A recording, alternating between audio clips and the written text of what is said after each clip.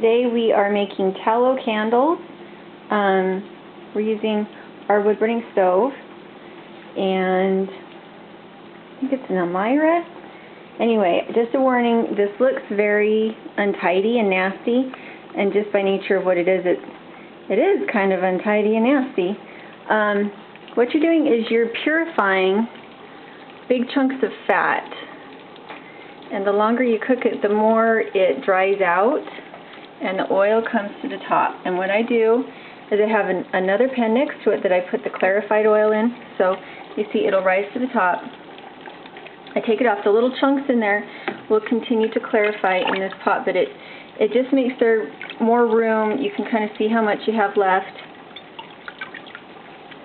And what I do is, what's left over in the end is membrane and meat with a little bit of oil in it. And what I do is I put it in a feed bucket out in the backyard for the chickens.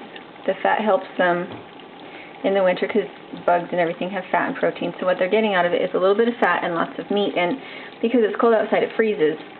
So it's just like a little suet block for the chickens. And when it's finished, this is what it looks like. I just use rickrack ribbon, and we make candles out of it. And it has a nice bright light.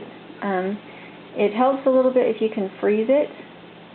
As long as the oil's not really hot. Don't put it in the freezer when it's hot, but when it's cooled off a little bit. And yeah, you trim the wick so that it's just about half an inch above the oil when it's solid, and it makes a nice light. And if you stick your nose right in it, it smells. Good girl. It smells like fat. But when it burns, you can't smell anything, and it works really good. It's like an emergency light. You know, it would last a long time. I'm going to help you.